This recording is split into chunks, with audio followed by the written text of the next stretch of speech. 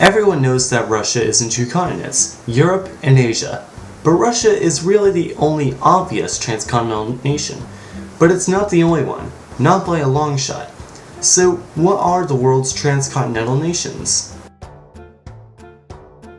Okay, let's start off with the criteria for what I'm defining as a continent, because you've made it very clear to me how important listing your criteria is before you just jump into a topic. I'm going to go with a 7-continent view: North America, South America, Europe, Asia, Africa, Antarctica, which we'll ignore as most of it looks like this and no country has a true sovereign claim over it, and in order to not have any confusion, Oceania. Good? If yes, great. If no, I'm sorry but I can't choose anything now. First, let's start with the nations in Europe and Asia.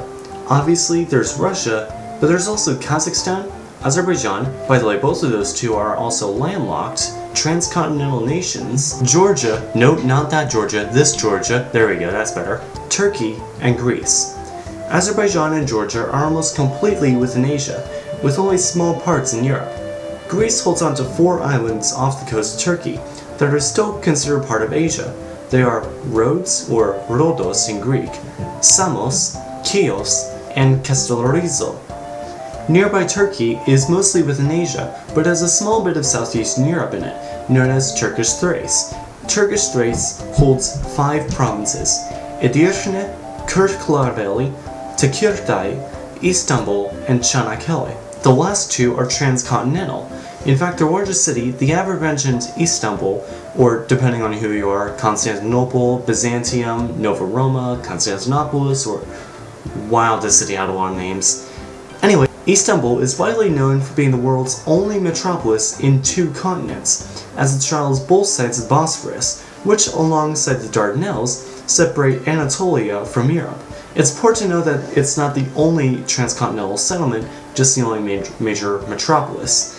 Lastly, Kazakhstan is also partly in Europe, as the border is on the Caucasus Mountains and the Ural Mountains, which go through Kazakhstan, and is how Kazakhstan is partly in Europe. Next, let's move on to Africa and Asia.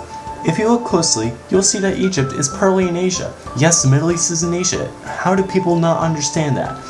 Via the Sinai Peninsula, separated from Africa in one way or another. Egypt may be in Africa and Asia, but it isn't the only one like that. Yemen also technically spans both continents, via Socotra, which is much closer to Somalia than Arabia and generally considered part of Africa. In the Americas, Panama straddles the border between the Americas, making it technically in 2 continents unless you speak your language.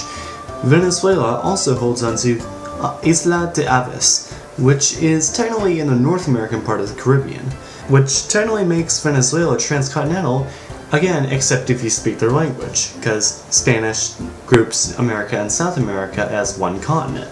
Moving back over to Asia, technically, Indonesia is in 2 continents, Asia and Oceania, a chain of islands in the South Pacific stretching from Australia to Hawaii, which also technically means that the United States is in 2 continents.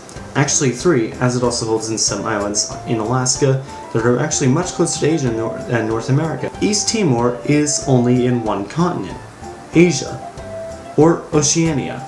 Actually, that's disputed. Yes, the continental border is disputed, as there's no set line between Asia and Oceania. There's 3 possibilities, but no one of them is set, and unfortunately for East Timor, they're caught in the crossfire of the dispute.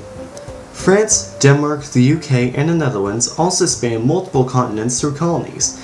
Denmark still technically controls Greenland in North America, and the other 3 have numerous island territories that they've just never let go of, like Réunion, Sint Maarten, Aruba, Montserrat, French Guiana, etc.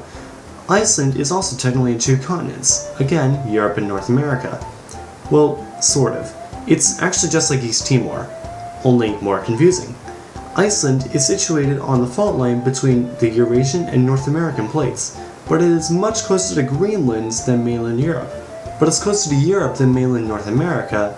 However, most people would generally consider it part of Europe, and it also has a European-dominated culture, but then again so does most of the rest of the Americas. Sorry, Native Americans.